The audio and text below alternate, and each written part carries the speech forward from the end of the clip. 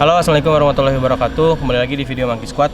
Pada video kali ini saya akan menjawab pertanyaan-pertanyaan dari followers Monkey Squad part kedua ya. Dimana kemarin minggu lalu saya membuka kembali Q&A yang dimana saya memberikan kesempatan bagi teman-teman yang ingin bertanya kepada Monkey Squad tentang hal apa aja yang ingin ditanyakan. Langsung saja tanpa berlama-lama kita mulai videonya dan tonton videonya sampai habis ya, jangan di skip.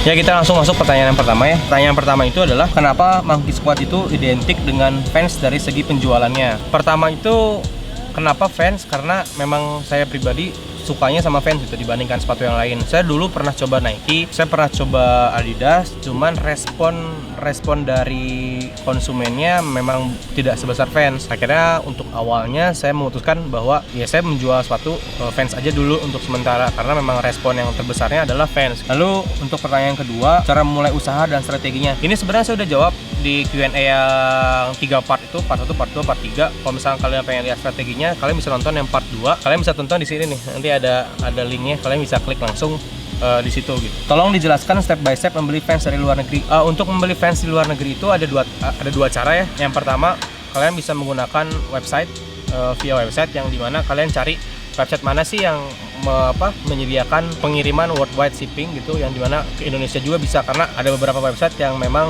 dia tidak menerima pengiriman sampai ke Indonesia gitu. Kalian cari di website tersebut, lalu kalian pilih, langsung kalian hitung. Yang jadi masalahnya ini adalah gini, kalian harus benar-benar tahu bahwa kebijakan Indonesia itu dalam pembelian online itu seperti apa. Karena kalau saya tidak salah, bea cukai di Indonesia itu dia membuat satu peraturan di mana maksimal belanja untuk online itu 75 US dollar. Lewat dari 75 US dollar itu akan dikenakan pajak oleh bea cukai. Bagaimana cara menghitung pajaknya? Nanti dari kelebihan itu nanti kalian bisa hitung sendiri di sebuah aplikasi yang disediakan oleh pajak. Nanti kalian bisa download di App Store atau nggak di Google Play gitu. Lalu yang kedua itu kalian bisa hand carry, yang dimana kalian itu bisa pergi langsung ke misalkan Malaysia atau nggak Singapura atau nggak Jepang untuk mencari barang di sana. Tapi ada masalahnya juga, ada aturannya juga dari Indonesia itu terhadap orang-orang yang membawa barang dari luar negeri, yaitu per orang dan per keluarga itu 500 US dollar. Lebih dari situ ya kalian dikenakan pajak gitu. Jadi untuk pembelian dari luar negeri itu memang ada 2 step yang saya tahu. Yang pertama hand carry, dan yang kedua itu adalah dengan order di website. Pertanyaan selanjutnya, gimana bang cara dapetin suppliernya dan minimal harus punya modal berapa? Cara untuk dapetin suppliernya sebenarnya kalian bisa, kalau misalkan kalian belum kenal siapa-siapa ya di dunia sepatu, kalian bisa gunakan cara saya zaman dulu, itu membuat daftar seller mana sih yang kira-kira punya stok sepatu banyak dan memang sudah punya track record yang bagus gitu loh. Kalian bisa catat dan lalu kalian bisa chat mereka satu-satu secara personal via direct message atau nggak via WhatsApp atau line ad gitu loh.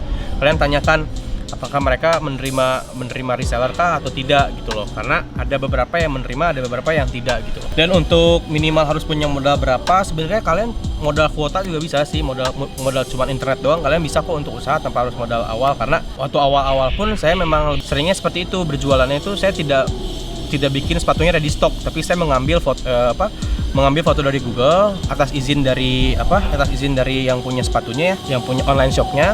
Saya minta izin, boleh nggak saya ikut bantu jual? Mereka mengizinkan. Akhirnya saya cari fotonya di Google biar tidak sama dengan itu. Akhirnya saya upload di Instagram saya. Dan minimal harus punya modal berapa? Minimal punya modal itu kalau zaman saya sebenarnya tanpa modal pun bisa untuk jalan gitu. Kenapa? Karena zaman dulu itu belum ada yang namanya Instagram Ads atau cara kita untuk beriklan di Instagram, belum ada gitu loh. Tapi sekarang Instagram merubah algoritmanya dan melihat bahwa pasar Indonesia itu banyak melakukan dagang di Instagram, tapi Facebook dan Instagram itu tidak mendapatkan apa-apa, sehingga mereka memutuskan untuk dia menambahkan fitur baru, yaitu Instagram Ads tersebut gitu loh.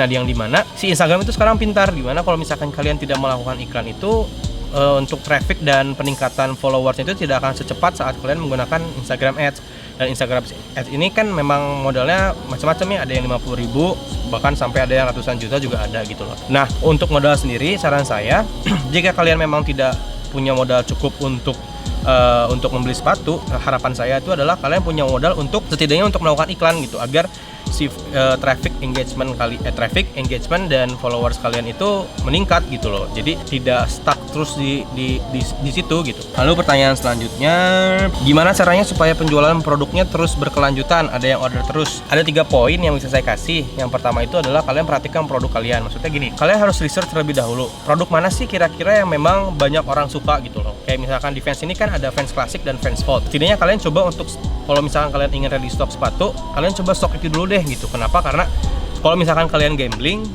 untuk stok sepatu di luar dari yang Vans memang sudah banyak dicari yang Classic dan Fold itu, kemungkinan penjualan sepatunya akan sedikit berkurang dibandingkan jika kalian menyediakan sepatu klasik dan Fold tersebut gitu loh. Karena memang di Indonesia ini banyak yang berminat itu adalah yang klasik dan yang si Fold tersebut gitu loh. Dan untuk yang kedua itu adalah visualnya. Kenapa visual? Karena begini, di Instagram itu kalau kalian memang bertujuan untuk berjual di Instagram itu kan hampir visual ya keseluruhannya gitu. Jadi pertama yang orang perhatikan itu adalah fotonya gitu. Jika foto kalian tidak begitu terlalu menarik, jika foto kalian tidak begitu jelas, maka konsumen akan merasa malas untuk membuka Instagram kalian gitu. Jadi yang kedua ini adalah perhatikan visual agar orang-orang itu setidaknya kalau misalkan foto kalian muncul di ekspor itu tertarik untuk buka dan melihat secara lebih detail gitu sepatu kalian, dan sampai ujungnya kalau memang orangnya suka ya beli gitu. Untuk poin yang ketiga, berdoa sih.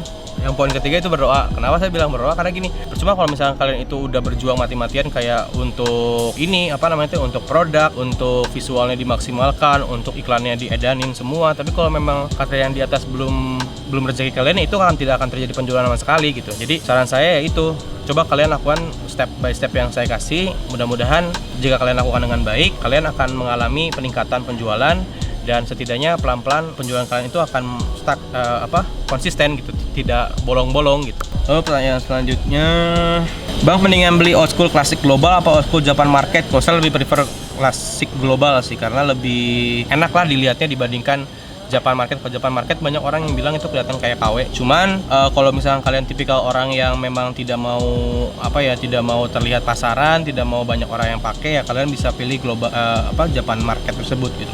Bang, Vans Pro sama klasik itu ada perbedaan tinggi nggak? Saya nggak ngerti pertanyaannya apa, maksudnya perbedaan tinggi itu kayak gimana. Cuman yang jelas Vans Pro sama klasik itu bedanya banyak. Beda di insole Pro itu dia menggunakan ultracush, dan dimana Pro itu emang identiknya lebih empuk dibandingkan yang klasik, karena memang Pro itu memang didesain khusus untuk orang-orang yang suka melakukan skateboard ya, dimana kan dia saat melakukan oli atau apapun lah, itu pas hentakannya itu jauh lebih empuk gitu, dan si rubber bagian depannya pun lebih tebal dibandingkan yang klasik, sehingga tidak gampang rusak lah gitu saat kegores-gores. Kalau dilihat Monkey Squad udah lumayan besar dalam konsep online. Satu alasan kenapa tidak memuat offline store.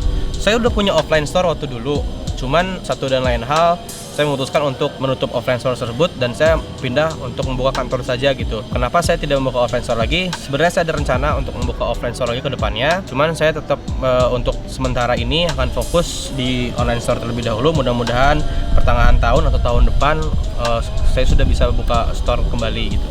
Doakan saja, gengs. Pertanyaan selanjutnya, Bang, dulu pertama kali kok bisa lu punya pikiran buat usaha sneaker? Karena saya dulu suka sneakers dibandingkan dengan usaha-usaha yang lain. Saya dulu sukanya sepatu, karena pertama waktu pas saya kuliah saya mikir nih gimana sih caranya saya dapat uang lebih atas apa yang saya suka gitu loh. Jadi saya bukan ikut-ikutan kayak misalkan orang ini jualan ini laku nih, saya ikut-ikutan deh jualan ini karena lihat keuntungannya gede, enggak gitu. Tapi start awalnya itu adalah saya lihat dari apa sih yang saya suka, dari situ saya coba ulik kira-kira apa yang saya butuhkan kalau misalkan saya pengen start jualan sepatu gitu loh. Jadi awalnya memang dari passion saya dan emang dari hobi saya sendiri gitu. Paslon nomor 1 atau nomor 2? Nomor 10. Di sini kita nggak ada yang ngomongin politik ya, rahasia, itu rahasia pribadi. Bang, barang yang di stok Monkey Squad pertama kali waktu usaha Vans apa aja dengan modal yang abang punya, terus abang dapatnya dulu dari mana? Pertama yang saya stok original itu adalah Vans Skate High BW. Itu saya dulu waktu retail masih 700.000, saya dapatnya itu di sekitar 675. Jadi saya ngambil untung 25.000 saja. Itu saya dapetinnya pertama dari hasil saya nge-DM-in orang-orang yang saya pikir udah punya followers besar gitu. Akhirnya saya DM-in, ya saya tanya gitu apakah terima reseller atau tidak. Akhirnya mereka terima, tapi dengan potongan 25.000 sampai 30.000 gitu. Bang, gimana caranya dapetin supplier Vans resmi? Terus berapa persen komisi dari supplier? Kalau kalian pengen jadi authorized dealernya Vans, itu memang ada banyak persyaratannya, tapi saya juga belum tahu detail seperti apa. Cuman yang jelas waktu saat bisnis talks kemarin bersama Wormhole, Kang Edward, saya bertanya kok bisa sampai fans itu masuk ke Wormhole gitu.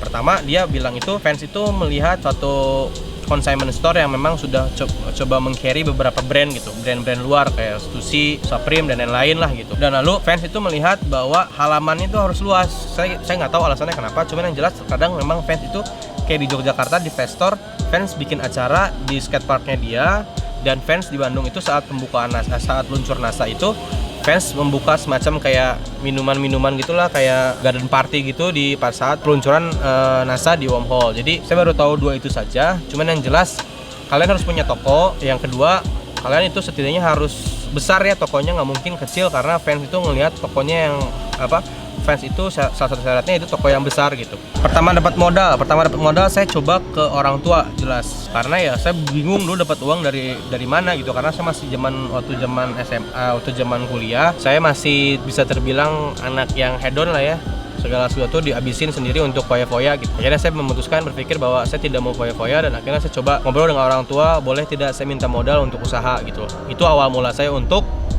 berbisnis sepatu. Dan pertama saya jualan sepatu bukan original, saya jualan sepatu KW di Ponorogo pinggir jalan menggunakan mobil van. Lalu pertanyaan selanjutnya, mau nanya nih Kang Bro, cara bedain premium sama ori. Cara bedain premium dan ori itu kalian bisa bedakan di shape-nya, kalian bisa bedakan di material dan warna. Saya pernah waktu itu pertama kali jualan Vans KW itu, saya waktu itu inget banget otentik klasik yang navy, dimana saya berpikir bahwa ini sepatu keren nih.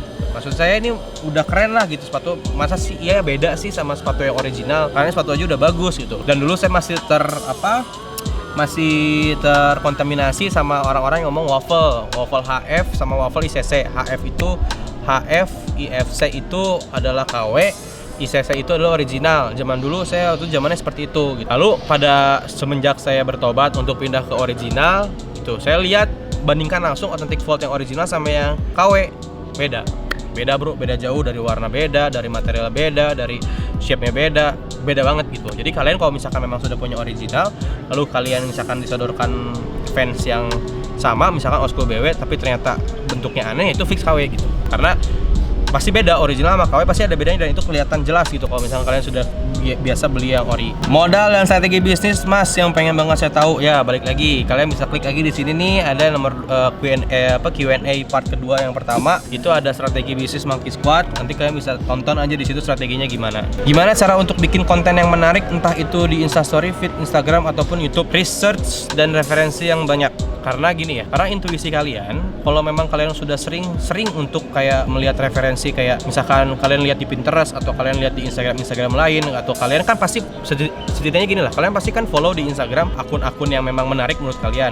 Nah kalian bisa lihat dari situ gimana sih cara mereka mengemas visualnya, gimana sih cara mereka mengemas apapun lah gitu. Kalian bisa setidaknya kalian bisa tiru untuk awal-awal, kalian bisa lihat caranya seperti apa gitu. Jika kalian terbiasa dan jika kalian sering untuk melakukan research, melakukan ya lihat-lihat lah ya di Instagram atau dimanapun, nanti rasa kreatif kalian itu akan terlatih untuk membuat sesuatu gitu yang baik. Segitu sih. Kalau untuk YouTube ya kalian cari tahu dulu lah kalian pengen bikin konten apa, lalu kalian lihat referensi, balik lagi sih ke referensinya harus banyak, kalian harus tahu biar tidak bingung gitu saat misalkan kalian bikin konten. Misalkan contohnya saya kasih gini deh, kalian ingin membuat satu visual tentang sepatu, kalian berpikir ini kayak gimana ya visual yang bagus, daripada kalian bingung kalian cari tahu dulu referensinya kayak gimana, jadi kalian tahu oh misalkan sepatu ini bagusnya kayak gini, misalkan kayak gitu.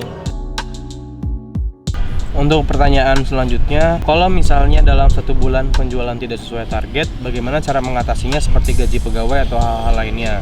Sebelumnya saya ingin memberitahu bahwa sebelum kalian menggaji tim untuk bekerja di perusahaan kalian, sebaiknya kalian melakukan research dulu terhadap perusahaan kalian, apakah perusahaan kalian benar-benar mampu untuk menggaji atau tidak gitu. Jangan memaksakan gitu, jangan gara-gara kalian bisa dibilang kalau misalkan kalian pendapatannya tidak cukup untuk menggaji tapi kalian memaksakan, saran saya jangan gitu. Karena sebelum kalian memutuskan untuk menggaji karyawan pun, kalian benar-benar harus berpikir bahwa saat kalian rame ini bisa atau enggak. Terus misalkan saat sepi itu kalian masih tetap bisa gaji apa enggak, karena bisa dibilang kalau kalian sudah memutuskan untuk menggaji karyawan itu, kalian sangat-sangat tidak boleh untuk tidak memikirkan karyawan kalian gitu loh. Kalian sangat tidak boleh di dalam agama saya pun kalian itu tidak boleh sama sekali tidak menggaji atau telat gaji karyawan kalian gitu. Nah jadi bagi teman-teman yang memang ingin untuk meng-hire tim kayak misalkan tim videographer atau tim admin atau apapun, saran saya adalah kalian pertama harus lakukan research terlebih dahulu terhadap perusahaan kalian, apakah perusahaan kalian itu atau nggak penjualan dari perusahaan kalian itu tuh benar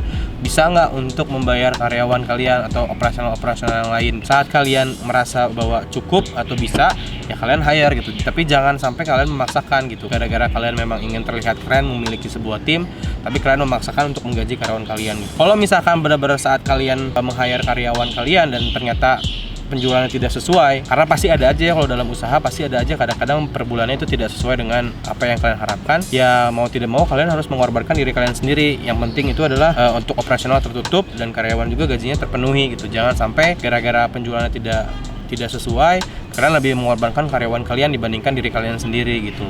Pertanyaan selanjutnya, Bang pengen tahu sarannya lebih baik fans global atau fans udah itu yang terakhir. Bang, barang yang sini ori nggak? Kan katanya fans ori di Malaysia. Untuk menjawab itu, barang di Monkey Squad itu 100% original. Kita tidak menjual barang-barang yang KW, dan kita juga ada kebijakan, yaitu kita menjamin barang kita original dan 100% money back garanti bagi teman-teman yang merasa bahwa sepatunya itu kurang serak. Mungkin teman-teman ngeliatnya bahwa ini sepatunya kurang bagus nih, misalkan shape-nya jelek atau gimana, dan teman-teman beranggapan bahwa ini sepatu tidak original, ya kalian bisa hubungin Monkey Squad dan kami akan merefund barang kalian sesuai dengan nominal yang kalian transfer gitu loh. Jadi sekali lagi, barang yang kami jual itu semuanya original, tidak ada yang KW gitu. Sekian untuk Q&A yang kedua ini. Mudah-mudahan jawaban-jawaban dari saya itu bisa memberikan manfaat kepada teman-teman. Dan jika teman-teman masih punya pertanyaan atau masih punya perasaan yang mengganjal terhadap dunia sneakers atau dunia bisnis atau lain-lain, kalian bisa DM ke Monkey Squad dan insya Allah akan saya jawab secara personal DM yang masuk ke kalian gitu. Dan bagi teman-teman yang suka videonya, kalian teman-teman jangan lupa untuk subscribe, untuk like, dan untuk share ke teman-teman kalian. Sekian, wassalamualaikum warahmatullahi wabarakatuh.